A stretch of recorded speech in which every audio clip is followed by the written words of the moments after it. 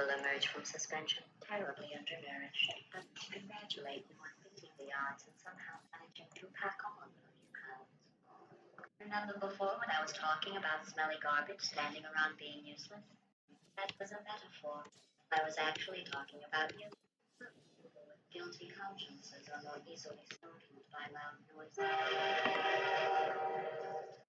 I'm sorry, I don't know why that went off. This next test does require some explanation. Let me give you the fast version. Let's give your parents a call right now. Parents who are trying to reach do not nothing. Hang up. I'm going to laminate your skeleton and post you in the lobby. That way future generations can learn from you how not to have your unfortunate bone structure. So all this time that you're back and you're sent through these chambers, GLaDOS is attempting to repair the facility a bit, clean things up, wanting to restore it to its former glory. It's clear that the place is in, well, I guess you could say ancient shape, and what was once pristine, coat white and pretty is now just a rust junk. So, stuck in the loop again, you must test. But slowly, Wheatley starts appearing again, damaged but not dead by any stretch. He's trying to reach you and help you out, wanting to escape together, but fearing GLaDOS' wrath, understandably. Until a moment presents itself, and you are able to sleaze your way back into the long-forgotten back rooms of Aperture. Now here, we get to find some really interesting lore nuggets. I mean, this is really the first time any sort of solid backstory is shown to the player across both games, and it hits pretty hard. You come across the remnants of the Bring Your Daughter to Work Day celebration. Fascinatingly, the most successful little potato of all the dumb battery projects belongs to a child named Michelle. Holy shit, man. Don't worry, we'll talk about some theories at the very end. So the new plan involves disarming GLaDOS, and you've probably learned her two most favorite weapons are neurotoxin and turrets. So you throw a defective turret at the model in the factory, and then satisfyingly give a nice neurotoxin generator. Just like that, bottom thing. GLaDOS should be something more than glorified gaming, you see, and it's not to confront her yet again. I honestly truly didn't think you'd fall for that. In fact, I devised a much more elaborate track further ahead from when you got through this easy one.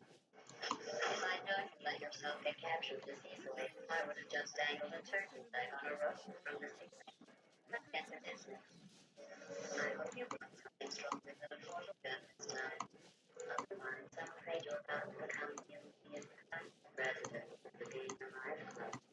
Gotta say, GLaDOS is looking mighty fine here. I really think that's one of the main strengths that this villain has across both games visually. The manner in which she just hangs in this. It gives her a real sense of power, a resonance of control and intimidation, and every time you come in here, you feel like the lowly bag tiptoeing into her lair to try and stop her.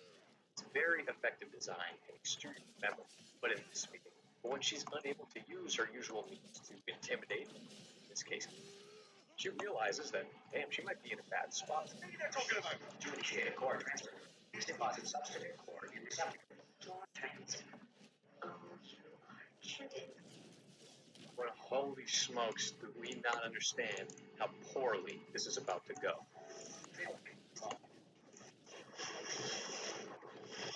Please return to the core transfer bay. Here I go!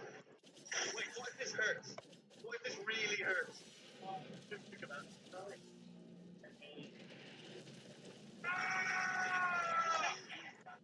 no, no, no, no, no,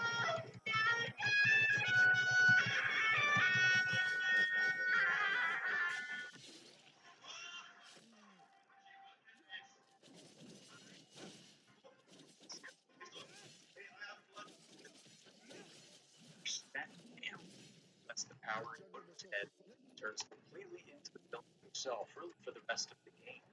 I did this! Tiny little Whitney did this! she did all the work. Oh, really? That's what the two of you think, is it? Oh, maybe it's time I did something then.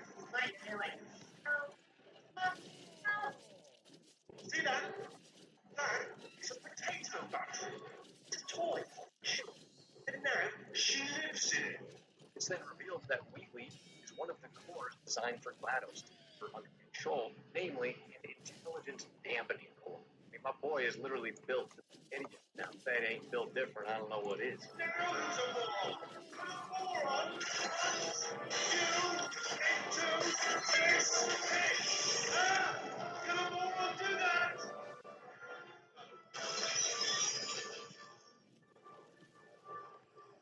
It is here, in her new spud form, character really shines the brightest. What are you holding up?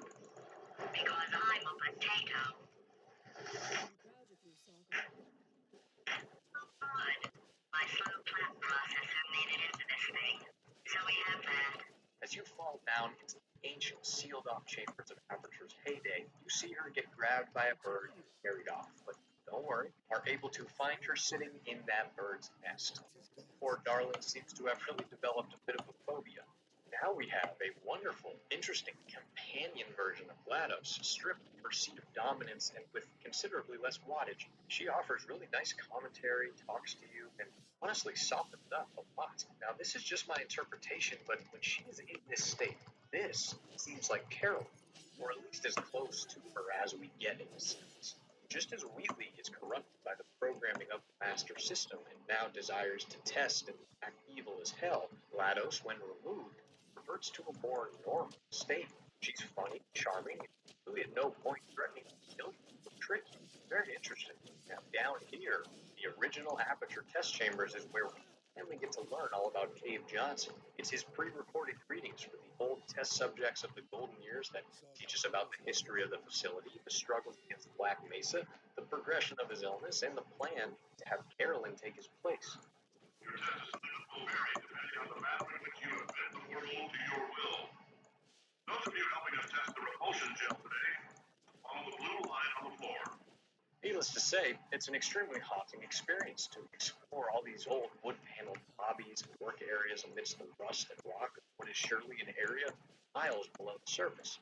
We progress from what seems to be the 50s era to the 60s, the 70s, with the nice Aperture logo redesign, and eventually, Potato GLaDOS takes note.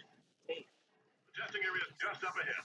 The quicker you get through, the quicker you'll get your $60. Get one of the compensation vouchers ready. Yes, sir, Mr. Johnson. Why did I just... Who is that? What the hell is going on here? and even takes note of Carolyn. Carolyn. Why do I know this woman?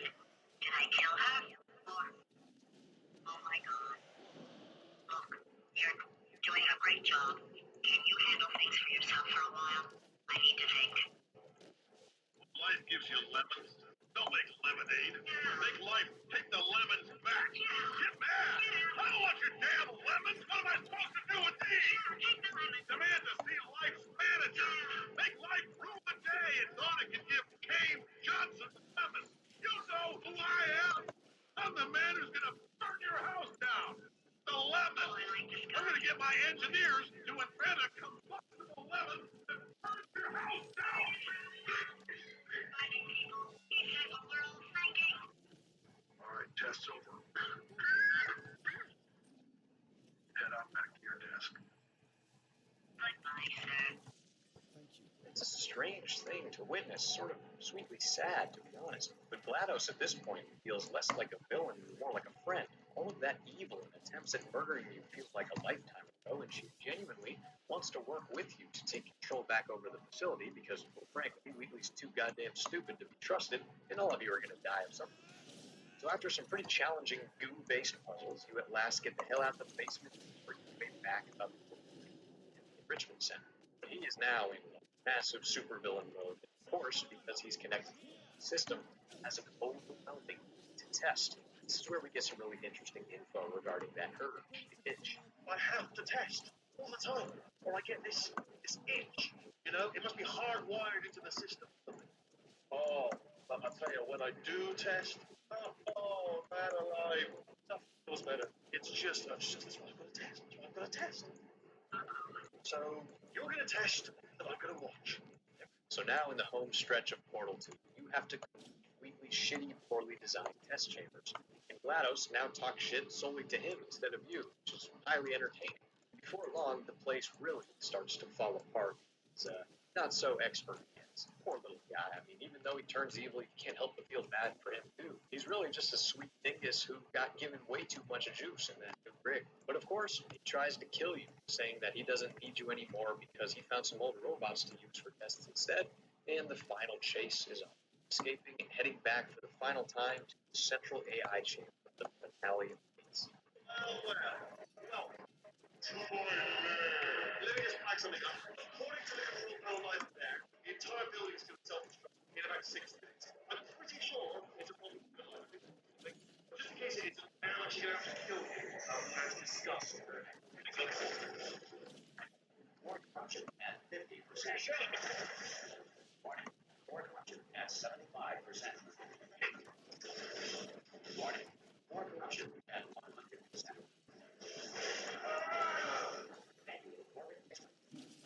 Oh, I see. Trusted core. Are you ready to start? Trusted core. Are you ready to start? What are you? As yes. Press that button. That's it. Count the clock by. Moving from the stalemate button. What? Are you still alive? You are joking. You have got to be kidding me. Well, I'm still in control, and I have no idea how to fix this place. Oh, you had to play pretty bad games, didn't you? People made it work.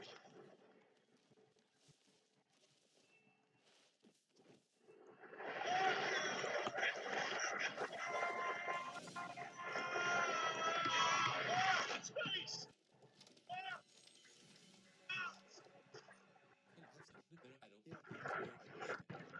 Let go! We're in space! Let go! Let go! I'm still connected! I can pull myself in! I can still fix this! I already fixed it, and you are not. Hold on! Major plans! Hold on to me! Titan!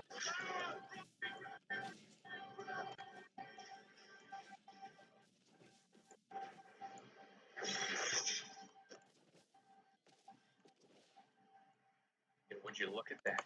It's GLaDOS, lovingly and carefully pulling you back to safety and waiting patiently for you to recover.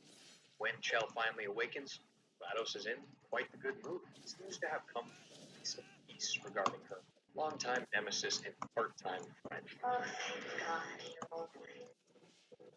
You know, being Carolyn taught me a valuable lesson. I thought you were my greatest enemy, but all along you were my best friend. The surge of emotion that shot through me when I saved your life taught me an even more valuable lesson. Where Carolyn lives in my brain. Goodbye, Carolyn. You know, deleting Carolyn just now taught me a valuable lesson. The best solution to a problem is usually the easiest one. And I'll be honest, killing you is hard. You know what my days used to be like? I just tested. Nobody murdered me, or put me in a potato, or fed me to birds. I had a pretty good life. And then you showed up. You dangerous. And you know what? You win. Just go. It's been fun. You'll come back.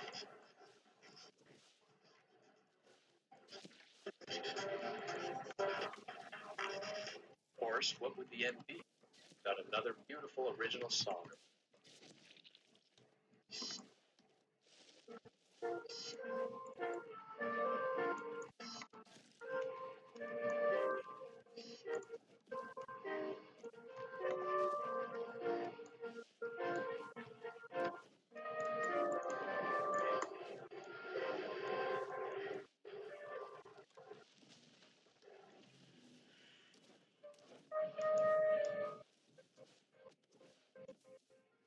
Menelaus.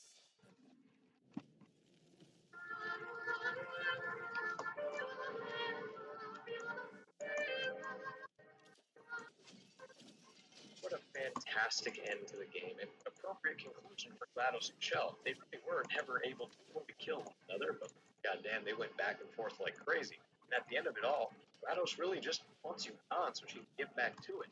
Although there is a hint of kindness, I kind of feel like she never really change. But it ain't over yet. With her best frenemy gone, GLaDOS returned her attention to a little project that she had been working on, the Cooperative Testing Initiative.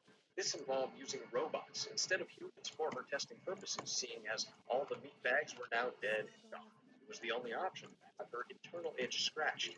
But unfortunately, she slowly grew bored, as robots would just be rebuilt after death. She missed witnessing the fear and terror of the good old days. Who wouldn't, man? I feel it. She sent them on a quest, until at last, Atlas and Peabody find the jackpot, baby. An entire sealed-off vault of human test subjects, perfectly preserved and ready for death. With that, robots are disposed of, and GLaDOS relapses big time. What a rush that is to her. So really, our final piece of the GLaDOS puzzle is the co-op DLC that was added later on called the Peer Review. Here, GLaDOS states that 100,000 years have passed, and all those humans they found in the vault are alive and happy. But in reality, it's been a week, and she already killed all of them on behalf of science. But a concerning issue has forced her to call again on Atlas and Peabody. There is an unknown intruder deep within Aperture messing with an early GLaDOS prototype, and she wants you to go figure it out. Turns out it's just a goddamn bird. Oh, God. GLaDOS wants it destroyed, including the eggs, but in a last-moment change of heart, decides to raise the little buggers, conquering her fears and showing that maybe, just maybe, Carolyn is fully simply wonderful. Alright, so first off, I just gotta say how much I obviously adore this character. I think of all the villains I have covered to this point, she has the best writing by far, the funniest dialogue, and the most interesting in-game portrayal. I usually don't go step by step through the whole game like that for a villain. GLaDOS, you really have to see her progression and all that huge. Now, I would say one of the most intriguing things the character says ever, right there, that she locates Carolyn and promptly deletes her. That really makes me think, like I mentioned earlier, that into that remains buried deep within the machine, still making influencing decisions or personality traits, not remotely in control of GLaDOS the way the project was probably planned. But do you think she really deleted her? For some reason, I'm so sure about that. Now, listen to my theory. Gather around, children, gather around. So the GLaDOS project was something being built specifically for Cave Johnson, right? In fact, it was being rushed, attempting to finish before his death. That didn't work out. Now, let's just say, for the sake of argument, that it was 85% when Cave died. Then that last 15% was under the posthumous order for Carolyn to take his place. We know that both GLaDOS, or Carolyn, and Wheatley are subjected to overwhelming urge and to test when they're hooked up to the main system. This instantly causes them to go mad, needing to practice science in this exact form, or else. But really quick, look at the man that Cave Johnson was. It was him and his insane malice that led to the entirety of Aperture existing. His lack of care for human life, desire, progress, knowledge, and advancement, his ego, really, made him feel like a failure if he and his company was not number one. So, if they were constructing a computer to put that personality into, it makes a lot of sense to me anyway, to make the programming compatible with those tendencies, right? Perhaps, I'm just saying, this is a system that only Cave Johnson would have been able to run without losing his mind, because in many ways, he kind of already had lost it. I would go so far as to theorize that the main villain of Portal is the system. I guess you could still call that GLaDOS, but it's really the entire thing. The brain of the company is inherently ruthless, cold, and evil, just like its founder. Carolyn being who she was and having such a vital role in the completion of the project obviously gives us the villain up. Theoretically, and he sort of proves this, it could have been anyone. It is the throne that is corrupt, not the queen. Now, as we always do in these videos, we gotta ask, why our villains did not prevail? What weaknesses were there for the hero to exploit? What oversights led to their demise? Well, GLaDOS is rather interesting in this regard, because if you ask me, many of her failures can simply be attributed to Chell. Chell is exceptional. Where other test subjects break down, give up, or straight up die, she pushes through the hardest tasks thrown at her. Now, I personally have always thought of this as a little bit of a commentary on video game design itself, yet again, that the player always has to be something special.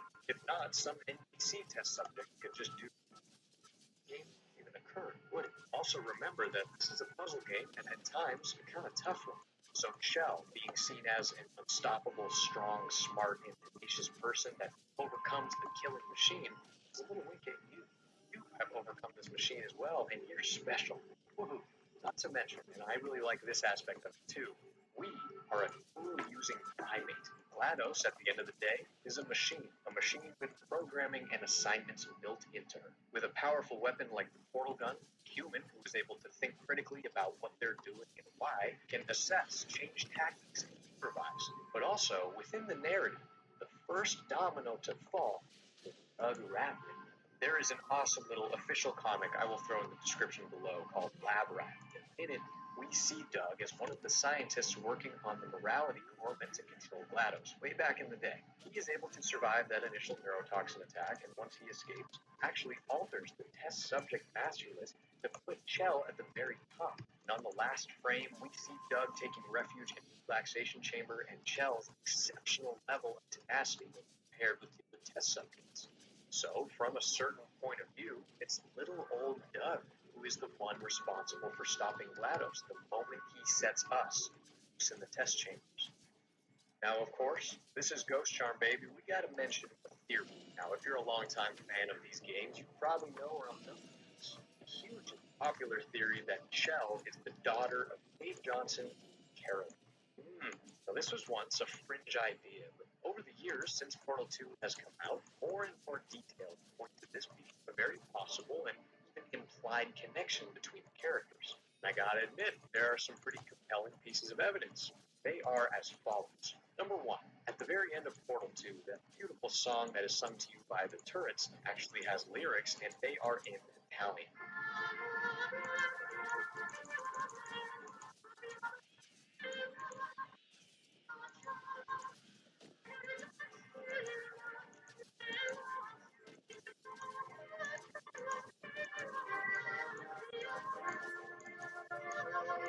Now listen, pretty interesting, pretty sweet too. Number two is that famous Easter egg portrait of Kate and Carol. The background on the left side is a strange face in the darkness. Now, this seems to be a child. Many point to this and say that's got to be Chell, but who can say for sure? Number three, we mentioned this earlier, Chell Potato at Bring Your Daughter to Work Day. Her parents had to have worked at Aperture, or at least one of them, for her to participate, of course. And she seems to have had a significantly stronger potato. So if Cave was her father, I'm sure he wouldn't mind helping the little tyke cheat to win, right? That's his style, slipping her some growth hormone to shake on that spud. Something along those lines is certainly possible. And finally, the potato GLaDOS mentions at one point that Chell is adopted. Has no reason to lie at this point in the game. That she has some intimate knowledge about her origin. Also, the melancholy tone in which she shares this information has had many people scratching their heads since the game. Now, this theory, of course, is firmly rooted in things that Valve wanted us to try to connect. I mean, this is the developer that created the massive, complicated ARG that Portal 2 was. I would say they know exactly what they're doing when it comes to stuff like this.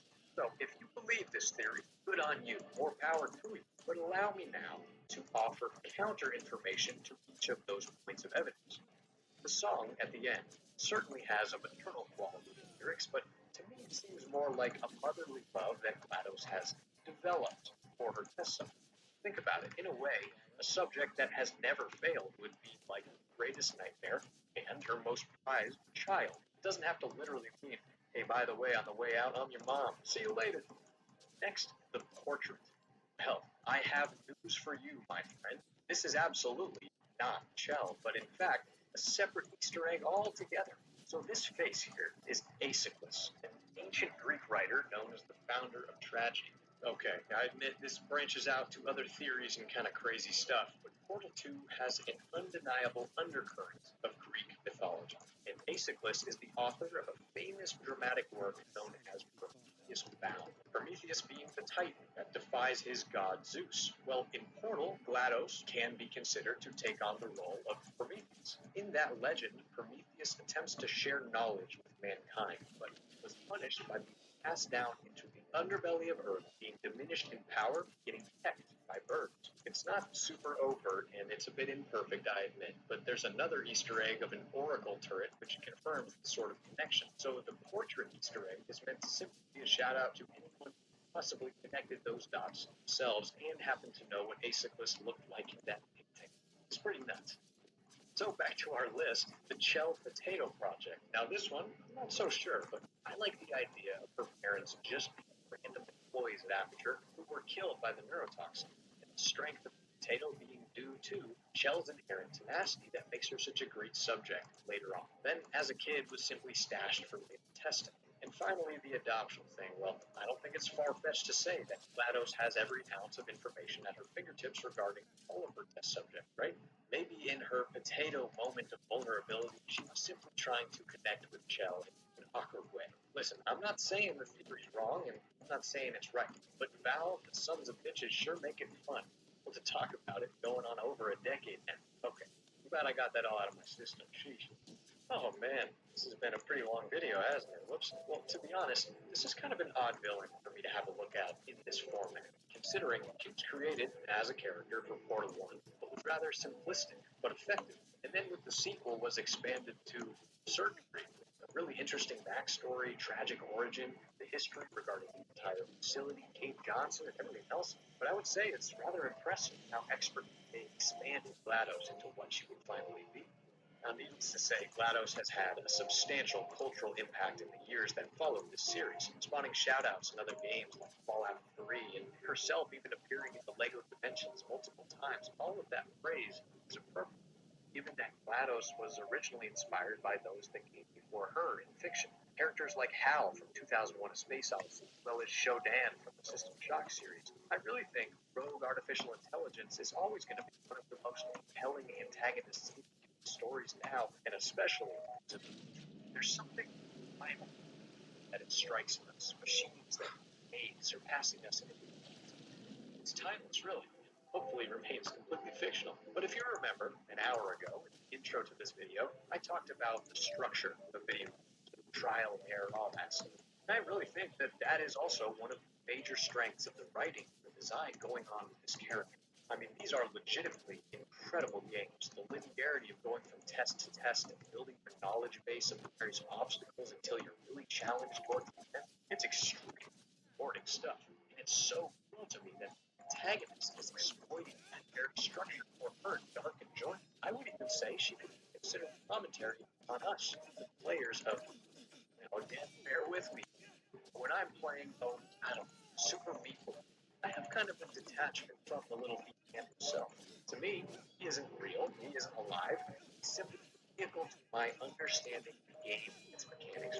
I don't care if he dies, is ground into putty, or falls to a single splat. Next subject. I'm trying to conduct science here for the sake of dopamine hits in my brain when I succeed, goddammit. So it's with confidence that I conclude GLaDOS is a geek. But of all the things that make this character up, the most memorable aspect of GLaDOS and what sets her apart from others like her is that touch of humor. The writing overall is spectacular. For man, humor across the board streaming out of GLaDOS really lands. I think it's universal, absolutely perfect plan. Monkey coming from such a voice. It's really what elevates the tone from scary to something truly unique and lovable. GLaDOS is a tragic character, a being that never asked to be powered on in the first place. A horrible union of human and computer. The final act of an egomaniac and the sacrifice of the system, with an insatiable desire to capture, to kill, to manipulate, to torture, test, test, test. What becomes of her after Portal 2 is largely unknown. Maybe her newfound bird children give her a sense of purpose, new pleasure to replace her need to test. And I have a feeling it's back to the same old routine. So if you ever wake up in a relaxation chamber to the sound of a cold, robotic voice, get ready for hell. Thank you so much, everyone, for watching and listening to the end. As always, it means a lot. I probably took on a little more than I anticipated making this video right after a very relaxing vacation, but hey, what are you going to do? I seriously can't put into words how grateful I am to hit that big 100K milestone. It's all because of people just like you, clicking on my videos and sticking around. I have several more projects I'm working on or so. Look forward to sharing them all with you. Remember to let me know down below other video game characters or universes you want to see explored, analyzed. See you all very soon. Till next time. Peace.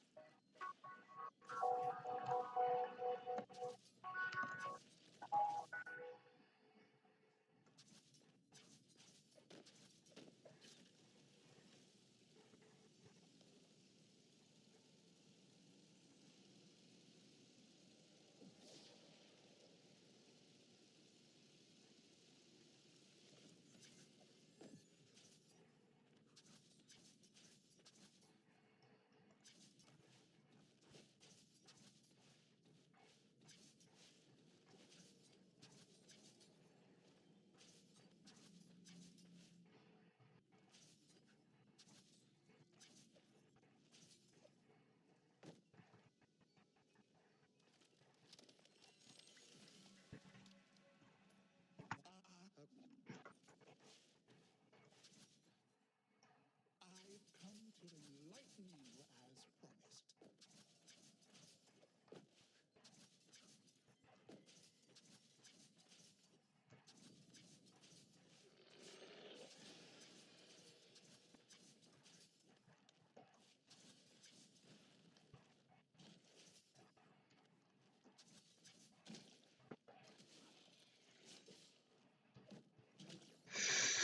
Come on.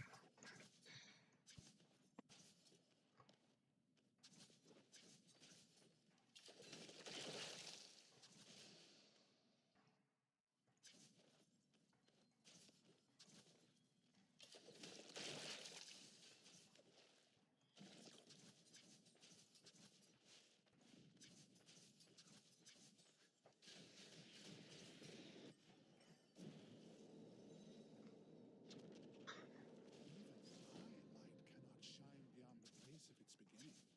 Goodbye, Sargon.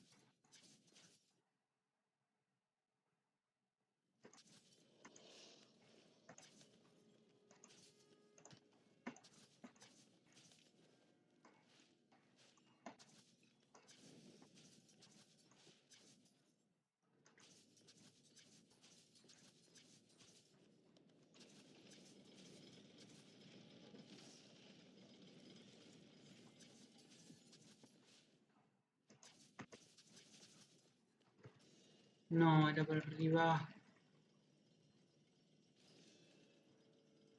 Che pelotudo.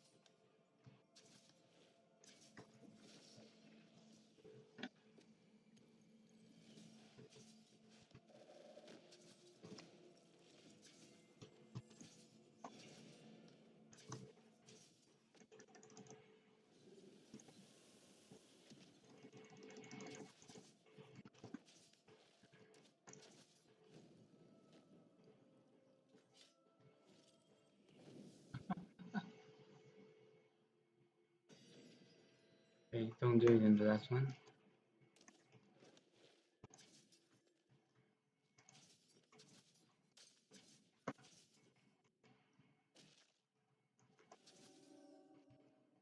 Wow, I'm done.